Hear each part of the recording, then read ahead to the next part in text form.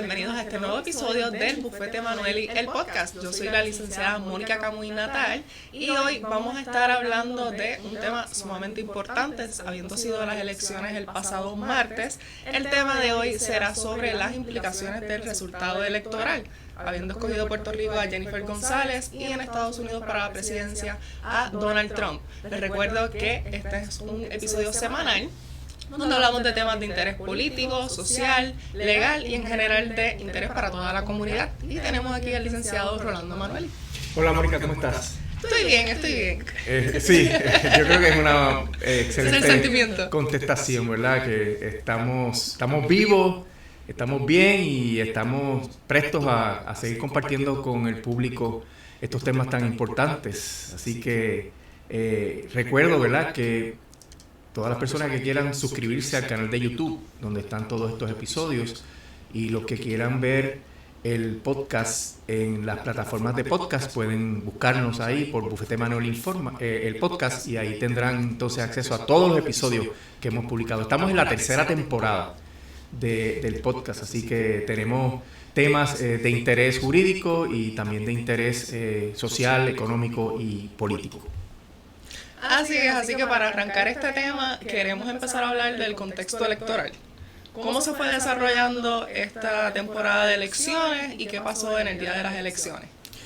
Bueno, Mónica, en realidad esto ha sido algo que no nos esperábamos en Puerto Rico, ¿verdad? Ha habido un proceso de asimilación de los resultados de las elecciones que amerita mucha reflexión.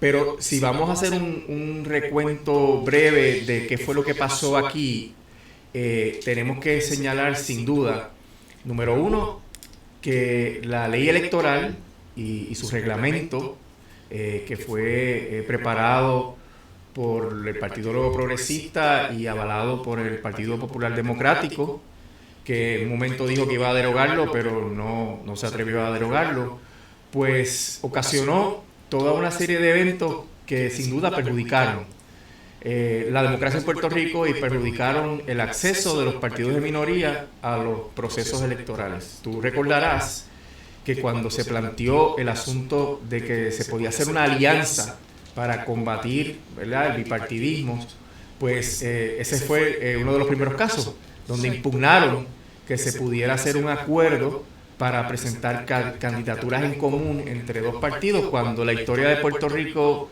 había sido bien clara de que eso se había dado en muchas otras instancias en Puerto Rico. Pues el Tribunal Supremo dijo, no se pueden hacer las alianzas. El otro tema es que los candidatos, particularmente de Victoria Ciudadana, que confiaron en el texto de la ley y confiaron en las expresiones de los funcionarios y del liderazgo de la Comisión Estatal de Elecciones, no recogieron los endosos y después le dijeron, sí, ¿sabes qué? Pues ahora tienes que recoger endosos, no los recogiste, pues entonces te tenemos que descualificar.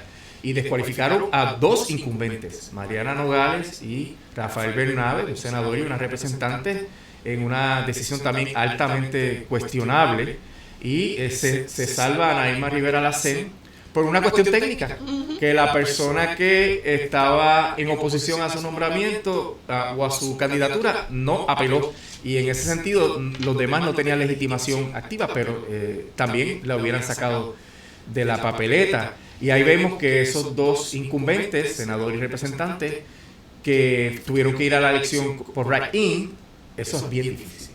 O sea, tú salir en un proceso de write-in, cuando tienes que educar a la gente cómo votar, pues es un trámite bien complicado.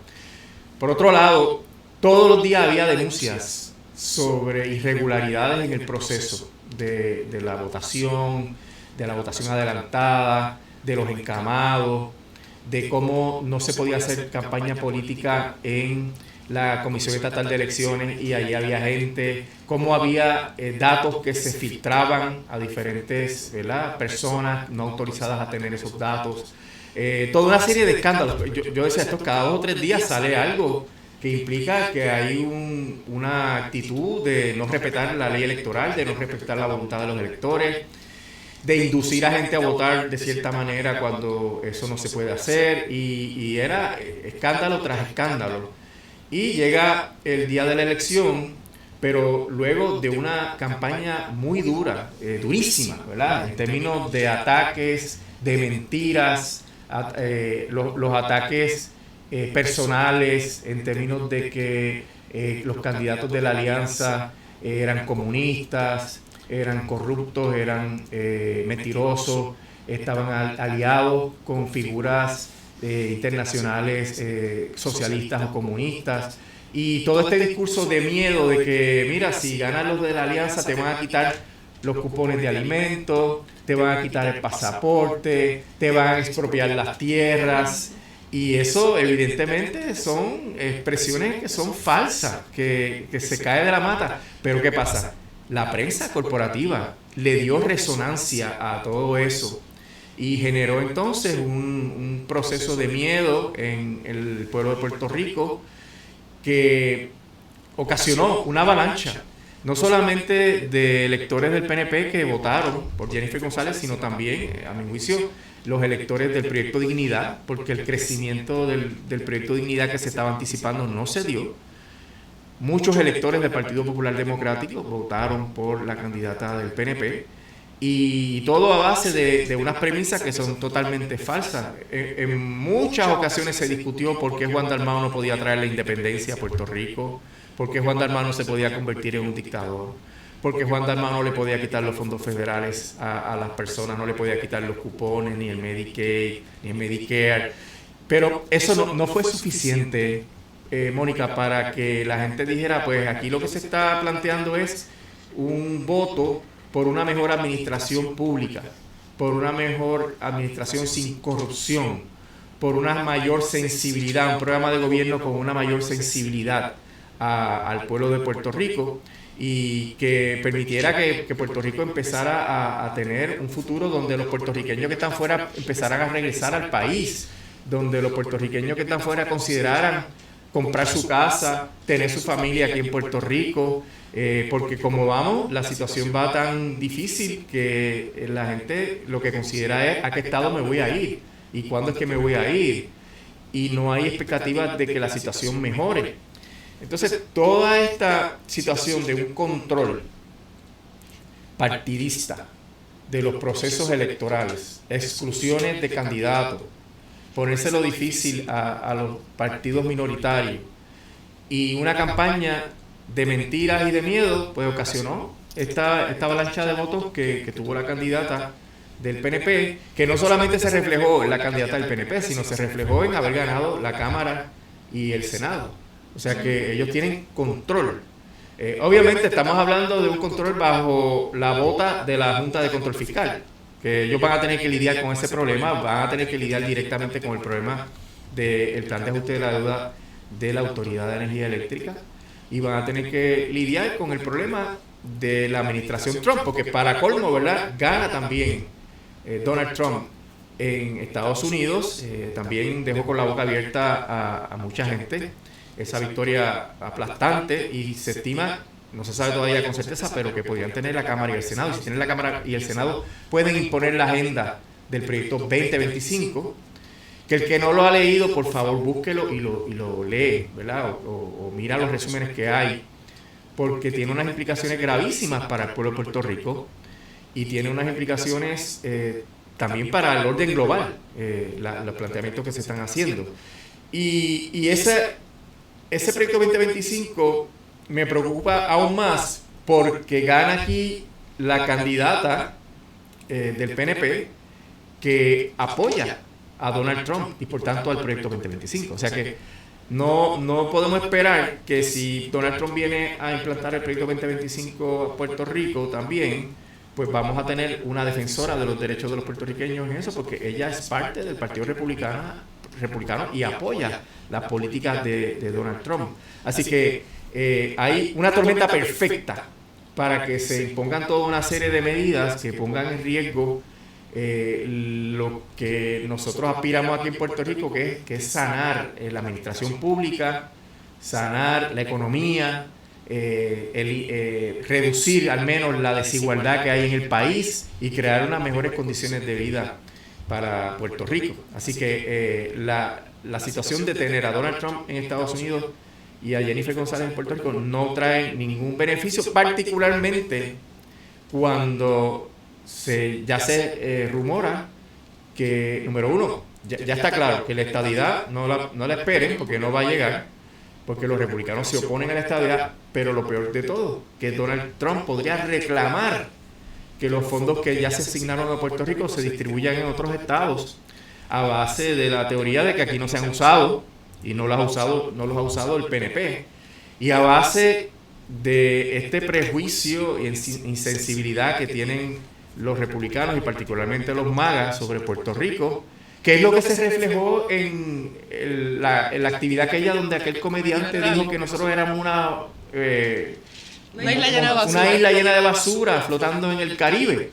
Y eso pues obviamente es una situación que preocupa, porque puede ser el anticipo de cuál va a ser la visión que va a tener Donald Trump sobre Puerto Rico y sobre cuál va a ser la política de Donald Trump sobre Puerto Rico. Tratarnos como una bolsa de basura en el mar, o una isla llena de basura en el mar. Es una cosa bien complicada.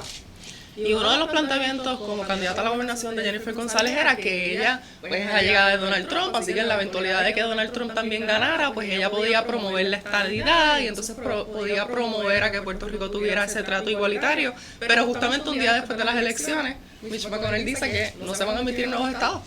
Sí, y eso pues obviamente es problemático porque le quita de la mano a la candidata, ¿verdad? Y ahora a la gobernadora electa la retórica de que estamos haciendo esto para ganar la estadidad. O sea que eso ya se lo dijeron, ya la pararon de entrada, y lo hacen con toda la intención. O sea, al ganar Jennifer le están diciendo, mira, no vengas aquí a traer planteamientos de la estadidad porque no te lo vamos a conceder. Y esto es un proceso donde el Senado tiene que intervenir, y obviamente tiene un poder de veto sobre este trámite. Y sin hablar de la presidencia, porque Donald Trump, recordará cuando le dijo a Ricky Rosselló, cuando tú me traigas un estado que tenga 2 senadores republicanos, pues yo te hago estado, pero hasta ahora, y toma nota de que para colmo, en la votación simbólica esa de mentiras que hubo aquí en Puerto Rico sobre el presidente, ganó Kamala Harris. Él no perdona eso. Donald Trump no va a perdonar que Puerto Rico haya avalado a Kamala abrumadoramente, porque lo que pasó con Kamala es que dio una pela a Donald Trump, y eso pues obviamente Donald Trump lo sabe, que la población de Puerto Rico tiene una visión más afín a los demócratas, y ahí vemos el efecto de que Donald Trump jamás va a permitir que se permita la estadía para Puerto Rico, y eso pues trae a la candidata a un callejón sin salida, en términos de que ya no puedo usar el caballito de la estadidad, porque cada vez que yo hable de la estadidad se van a burlar de mí, o van a decir que yo estoy mintiendo, o van a decir, pero ¿cómo usted está diciendo eso si realmente ya usted sabe que no se puede hacer? Así que eso es importante. Entonces, el otro tema, el de los fondos federales, en donde aquí ha habido evidencia fehaciente de cómo se dilapidan los fondos federales, que eso es uno de los issues que hace que se pierdan los fondos federales. Número uno, porque los gastan mal o hasta no los gastan. Pero ahora se suma a esa ecuación, que es la local, la ecuación no gasto los dineros o los gasto mal, se suma la ecuación de que Trump entonces diga, no, pero ven acá, tú usaste el dinero, no lo usaste. Y como hay ese prejuicio racial, ese prejuicio contra los latinos, como hay esas consideraciones, pues entonces Donald Trump empieza a decir que no le va a dar tanto, que no va a aumentar lo que corresponda, o que va a quitarnos lo que ya nos han asignado. Eso pues le va a crear otro problema político a la candidata, a la gobernadora electa, porque esas son las premisas a base de las cuales ella gana. Ella gana a base de las premisas de que yo voy a conseguirte fondos federales, de que yo voy a traer, ¿verdad?, más dinero, de que yo he traído tantos millones de dólares, de que yo soy la mejor que me relaciono con Washington, que a mí me conocen bien y me respetan en Washington. Y vamos a sumar otro detalle. Gana el candidato a la comisaría residente del Partido Popular Democrático. O sea que no es parte del team, aunque Hernández dijo que él podría trabajar con cualquier gobernador, y lo dijo porque sabía que su candidato a gobernador no tenía la fuerza política. Pero ¿cómo va a ser esa relación de un comisionado residente demócrata dentro de un Congreso republicano, con una presidencia republicana y con una gobernadora republicana. O sea, realmente la efectividad de ese funcionario, del comisionado residente, va a depender de una alineación de los planetas que está difícil que se pueda dar. ¿Y cómo puede ser recibida también en los medios internacionales, verdad? El resultado de estas elecciones, como en el 2016, que gana Trump y también gana Ricky Rosselló acá del Partido Nuevo Progresista. En ese momento pasaron muchísimas cosas. Trump fue una presidencia de chiste, básicamente, para otros medios y para otros países. Y en el caso de Ricky Rosselló, lo renunciaron. Sí, es complicado porque obviamente la prensa internacional y la gente que sigue los procesos aquí en Puerto Rico pues puede estar diciendo, pero ¿cómo es posible, verdad, que hayan votado también a una persona afín a MAGA, afín a los republicanos de Donald Trump?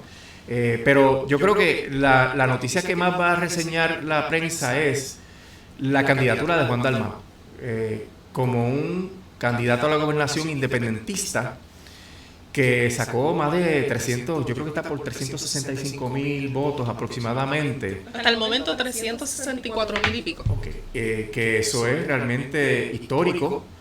Por otro lado, el partido colonial que todavía descansa en las premisas del Estado Libre Asociado, que es el PPD, pues cayó por debajo del 22%, 21%.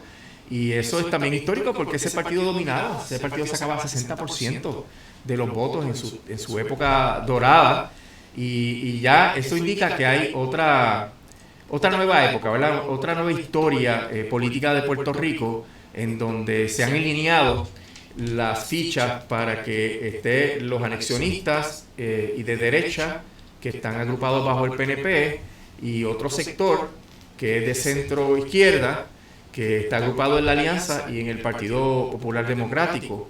Y eso pues no tiene un impacto directo en esta elección, pero sí augura, sin duda, que pueda haber un fortalecimiento de ese sector, porque como le va a ir a Jennifer González con todas estas cosas que nosotros estamos diciendo, una Junta de Control Fiscal encima, un problema de la Autoridad de Energía Eléctrica que tiene repercusiones todos los días, el asunto de la reestructuración de la deuda de la Autoridad de Energía Eléctrica, la relación de Puerto Rico con los fondos federales, la presidencia de Donald Trump.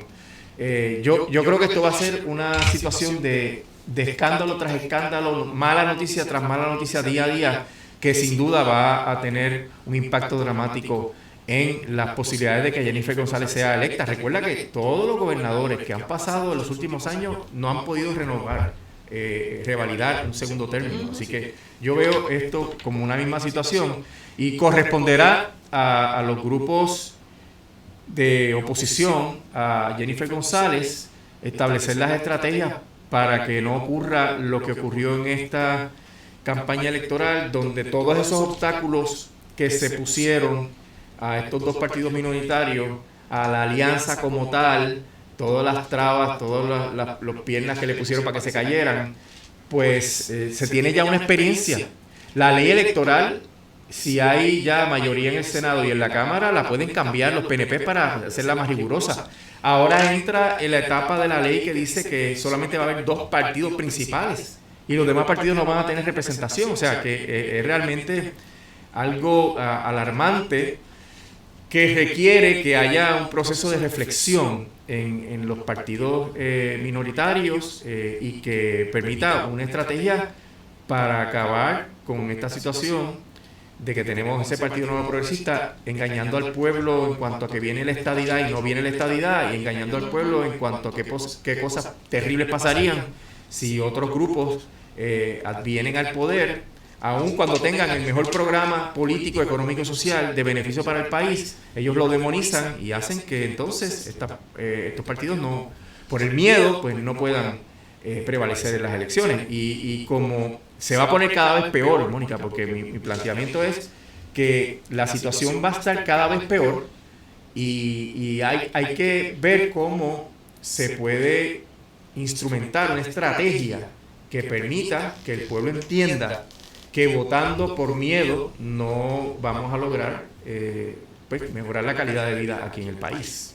Y hubo dos fenómenos. Uno de estos es que del 2016 hasta las elecciones de hoy día, realmente desde el 2016 hasta el 2020, nada más en esos 4 años, hubo una merma de electores de 295,000 y pico.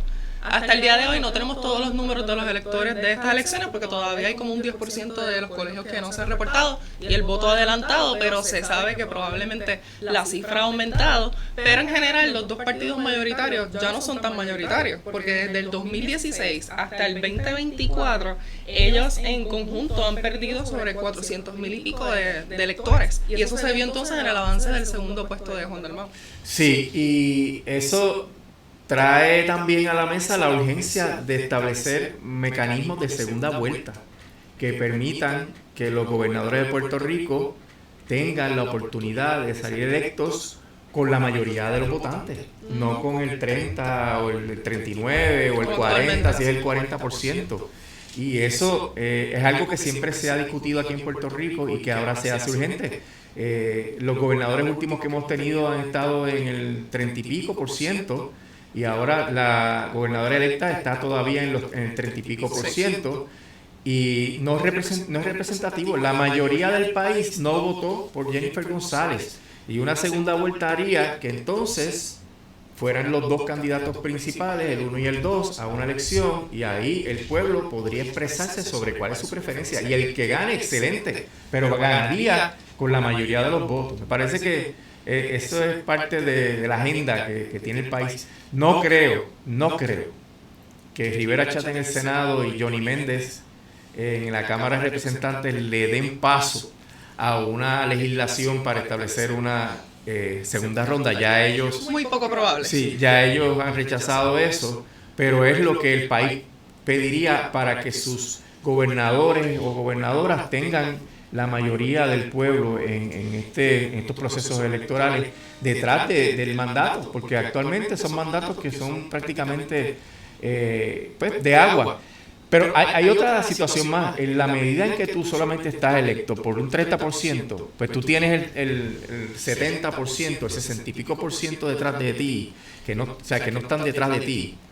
Pues tú tienes más vulnerabilidad política a protestas como las que ocasionaron que Ricky Rosselló se tuviera que ir.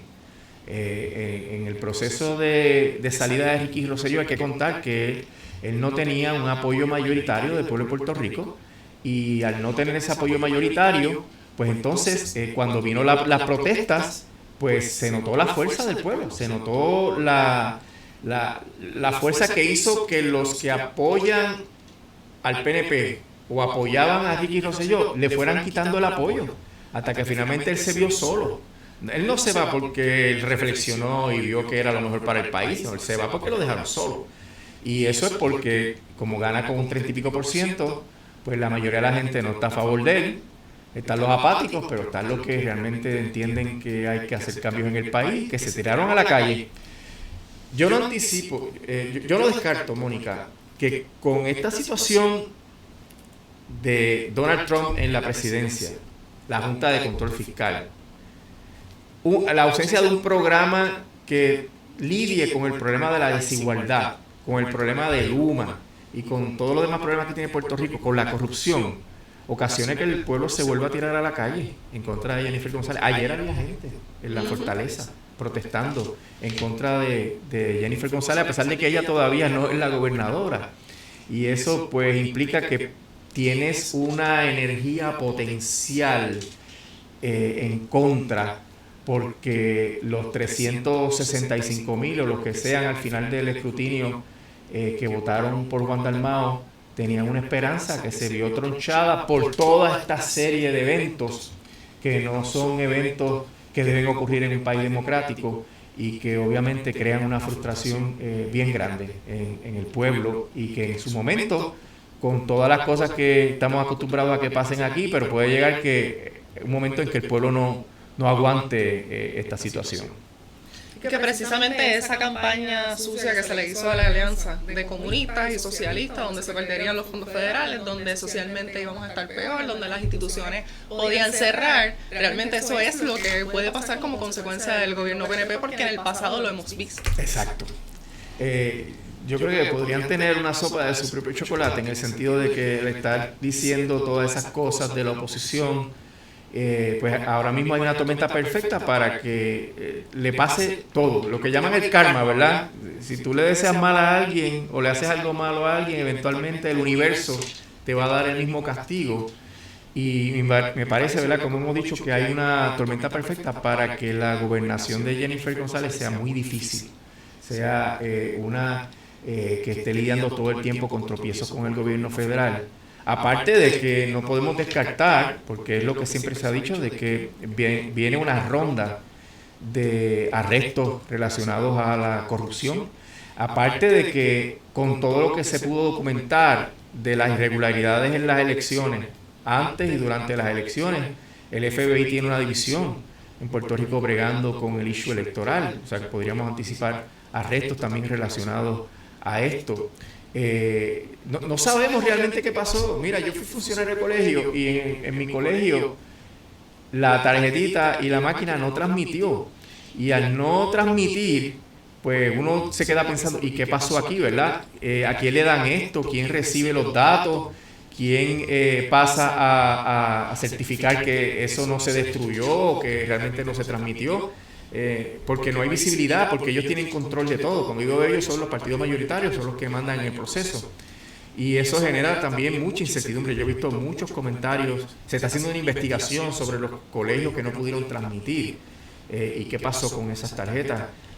Toda esta incertidumbre genera insatisfacción, genera rabia, genera una energía potencial, ¿verdad?, de protesta en el futuro, y me parece que podría estar pasando eso en su momento. Y que la Comisión Estatal de Elecciones tuvo un montón de querellas.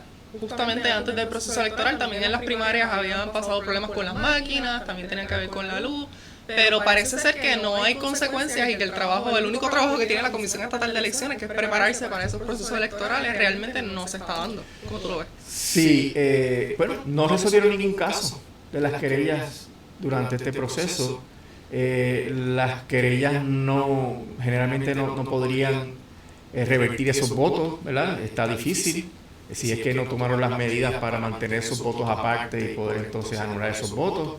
Probablemente el resultado no cambie significativamente, así que es probable que todo eso quede en el olvido, pero es como quiera unos elementos que la gente toma en cuenta para decir, es que las elecciones aquí son fraudulentas, las elecciones aquí no sirven, yo no voy a votar, y eso es también malo para la democracia, el hecho de que tú escojas no votar.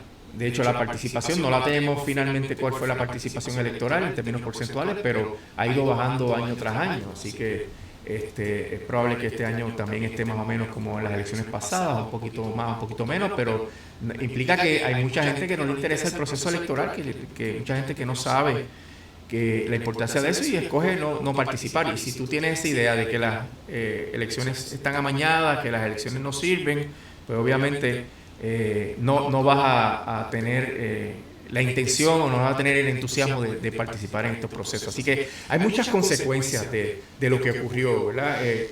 Por el lado de la alianza, me parece que tiene que haber una conversación bien amplia sobre qué hacer para el futuro. Y yo no anticipo que esto sea probable, pero es una posibilidad de que se funde un nuevo partido, que entonces no tenga los problemas que la ley electoral le pone en el camino a este tipo de coalición, a este tipo de alianza. Las alianzas no se pueden dar legalmente, pero cuando tú quieres hacer en la práctica surgen todos estos problemas donde mucha gente no supo cómo votar, mucha gente no suscribió todos los acuerdos de la alianza porque probablemente no sabían cómo se apoyaban todos los acuerdos de la alianza. Para poner ejemplos, ¿verdad? Juan Dalmau gana en San Juan todos los precintos, pero Natal no gana en todos los precintos. Hubo diferencias como de 1.500 votos considerables entre Juan Dalmau y Natal, así que los que votaron por Juan Dalmau no votaron por Natal, es un grupo significativo. Y pasó con Ana Irma Rivera Lacén, donde el candidato a comisionado residente del PIB, el que llamaban de agua, sacó 50 y pico mil votos. Eso quiere decir que tuvieron que haber votado entonces íntegro, ya sea por principio o porque no sabían cómo votar por Anaíma, por miedo a no dañar la papeleta, pero pudo haber objeciones de conciencia por las políticas o por las posturas de Anaíma. Muy bien, eso es válido, pero el que el candidato de Agua haya sacado tantos votos es indicativo de que o la candidatura de Anaíma no pegó con los independentistas, o no supieron votar, o lo hicieron a conciencia que no querían votar por ella, o saltaron, ¿verdad? Muchos saltaron al PPD, pero hubo mucho voto íntegro que no respetó esa alianza. Entonces, ¿cómo tú puedes instrumentar una nueva alianza dentro de las limitaciones de esta ley electoral? Pues ya se probó, está realmente descartado para mí, porque va a crear siempre los mismos problemas. La alianza no se pudo dar en todos los distritos senatoriales, representativos, en todos los precintos, no se pudo hacer la alianza en todo eso. Y por ende, pues los resultados, si se dan los que se están esperando, pues son bien modestos. Así que hay que buscar otra estrategia, hay que buscar otro instrumento político que agrupe todas las buenas intenciones de la gente que se aglutinó detrás de la candidatura de Juan Dalmau, porque hay que tomar en cuenta, aquí no fue detrás de un partido, fue detrás de una persona, de una candidatura, y eso tiene unas implicaciones. Y por tanto, hay que empezar desde ahora a repensar qué es lo que se puede hacer para que estos resultados nefastos no se vuelvan a repetir y para que se pueda canalizar la voluntad del pueblo de Puerto Rico. Es importante hacer hincapié en eso, en que la candidatura fue favorecida por personas que seguramente eran del PPD, y claramente el PPD quedó en tercer lugar, y su comisionado residente tuvo más votos de los esperados, incluso entiendo que más votos que la persona que estaba, Jesús Manuel, que estaba corriendo para la gobernación. Así que bajo la candidatura de Juan Dalmau hubo personas que no eran necesariamente del PIB o de la alianza, pero ciertamente me parece que a Victoria Ciudadana no le favoreció la alianza, y pues se notan los números también de los que obtuvieron. Sí, fue complicado para Victoria Ciudadana. También fue complicado para el elector como tal. Como funcionario de colegio, Mónica, la cantidad de gente que estaba ansiosa por si había dañado o no la papeleta, que consultaban, yo puedo votar así, que había que explicarle cómo era que se votaba, la estrategia de votar en términos, no de votar por quién votar, sino de decirle, mira, ¿cuántas personas tú tienes que elegir? En esta línea tú eliges una, en esta línea tú eliges 2 personas, en esta línea una. Y eso, pues, eso son lo que preguntaron. Los que meramente fueron allí y votaron como ellos entendieron que se debía votar, pues pudieron haber estado dañando las papeletas. Así que es una situación bien complicada. Me parece que la experiencia de la alianza con este sistema electoral tan amañado para proteger a los 2 partidos políticos principales, pues requiere un repensamiento de toda la estrategia para los próximos, para las próximas elecciones, que no debe dejarse para el último año como desafortunadamente se dejó. Debe empezar a trabajarse desde ahora, porque requiere unos consensos y unos compromisos y unos sacrificios bien importantes de mucha gente. Hablando de lo positivo, ¿no?, de lo que salió de la alianza, que fue entonces la candidatura histórica de la segunda posición de Juan Dalmau en la gobernación, ¿cómo esto va a impactar, o piensas que puede impactar entonces el bipartidismo desde hoy? Bueno, hay que ver qué es lo que Juan va a hacer luego de esta experiencia, ¿verdad? Que fue muy fuerte. Recuerda que él pasó por el problema también de la salud de la esposa, o sea que él ha tenido múltiples tropiezos en todos estos eventos. Y hay que ver si él se reafirma de que él es la persona para continuar la lucha por una sociedad más justa, y que él tiene interés en que sea el candidato de una organización política nueva que pueda aglutinar todas estas fuerzas y que pueda sobrepasar los problemas de la alianza con el sistema electoral de Puerto Rico. Pero el PIB es un partido histórico, una institución en Puerto Rico, y tratar de llegar a un entendido que no sea el que históricamente existía, de que los independentistas pues están en el PIB y los que no sean independentistas no están en el PIB, que fue la base para divisiones por décadas, ¿verdad? Y que se trató de lidiar con la alianza, pero la alianza informal no resultó, y por ende hay que decidir cómo es que se va a aglutinar esa fuerza política que es significativa y que está detrás de Juan, no solamente por sus características como ser humano y por su carisma, sino también porque es portavoz de un programa de cero corrupción, de mejoras en nuestro sistema de educación, el sistema de salud, con planes detallados, y eso la gente lo aprecia, pero sin una plataforma política que permita que otros líderes de la misma calidad puedan competir y tener acceso a otras posiciones, porque era uno de los problemas que tenía Juan. ¿Cómo sabemos que Juan tendría una legislatura afín a sus propósitos, ¿verdad? Un escenario que pudo ser el real es que Juan hubiera sido gobernador y una legislatura de los dos partidos de oposición. Así que hace falta crear esa estrategia, esa estructura, hace falta una reflexión bien profunda, desinteresada y mucha humildad para reconocer los errores que se cometieron, quienes cometieron los errores y cómo hacer que eso no se cometa en el futuro. Y habíamos hablado hace un momentito de la cuestión del estatus y la cuestión de que, ¿verdad?, aquí gana Jennifer González, Donald Trump en Estados Unidos, pero en realidad no hay ni siquiera, bueno, se puede decir que hasta hay un retroceso en cuanto al tema de las estadías y del estatus. De hecho, en el plebiscito el estatus de hacernos estados no fue realmente la mayoría, porque hubo una gran cantidad de personas que dañaron la papeleta, que votaron por las otras dos opciones. ¿Cómo se vería entonces el tema del estatus tras estas elecciones? Bueno, si está descartada la estadidad y de igual manera está descartada el Estado Libre Asociado, pues tiene que ser una de las opciones de soberanía, que sacaron una cantidad sustancial de votos. Y con la postura de Donald Trump de encerrar a Estados Unidos, enconchar a Estados Unidos, porque él se ha retirado de tratados internacionales cuando fue presidente, plantea hasta retirarse de la OTAN, que eso sería un acto que va a generar ondas expansivas de terror, ¿verdad?, en Europa particularmente.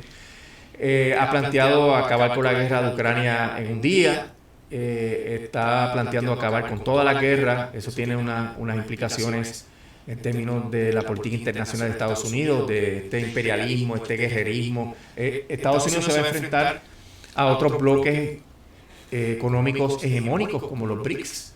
Ya no son los únicos que controlan toda la economía del planeta, y en ese sentido pues Trump va a tener unos retos que va a tener que manejar y que podrían hacerle ver que Puerto Rico pues a él le estorba. Como ya dije hace unos minutos atrás, ¿verdad?, esto de la isla de basura flotante, yo no creo que es una casualidad. Yo creo que ellos soltaron la idea para ir generando una animosidad en contra de los puertorriqueños, para entonces tomar medidas que perjudiquen, ¿verdad?, para protegerse. Estados Unidos ahora quiere recoger todas las velas, quiere reconstruir su economía, no quiere darle dinero a nadie más en el planeta. Donald Trump dice que eso es una pérdida de dinero, así que Puerto Rico podría correr la misma suerte. Y ahí es que entonces se agudiza el problema del estatus. Y ahí es que entonces también Donald Trump podría ser ameno. Recuerda que él quería vendernos.